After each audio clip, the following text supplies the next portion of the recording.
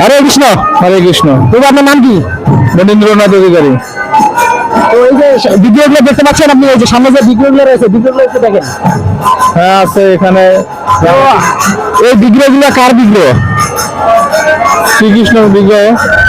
মানে ডিটেলস বলেন, প্রথমে কে আছে, তারপর সাইডে কে কে আছে, ওনারা এই বিগ্রহগুলোর পরিচিতি বলেন।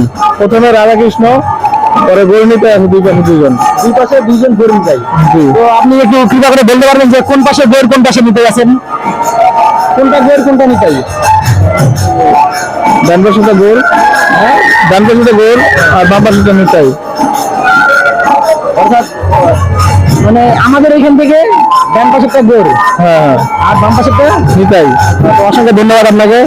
তো এই গরু নিতাই দুইজন সম্পর্কে কি হবেন? হ্যাঁ ভাই। দুইজন সম্পর্কে ভাই। অসংখ্য ধন্যবাদ আপনাকে। তো আমাদের যে এই যে গরু নিতাই, এই গরু নিতাই কোন যুগে আবির্ভূত হয়েছিলেন? এটা সঠিক জানা নেই। জানা নেই?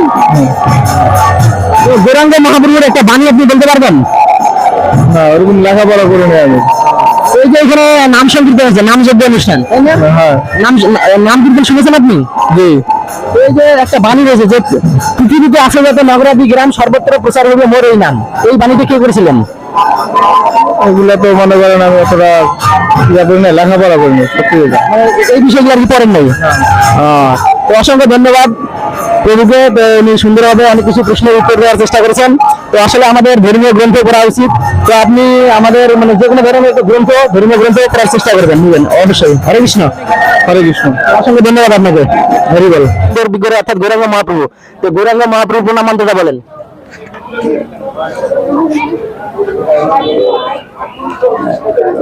আচ্ছা ঠিক আছে, তাহলে আপনি রাধা, হ্যাঁ বলতে পারবেন? হ্যাঁ বলেন। পঞ্চদপ্তর এটা গৌর সুন্দরের অর্থাৎ গৌরাঙ্গ মহাপ্রভু প্রণাম মন্ত্র বলেন।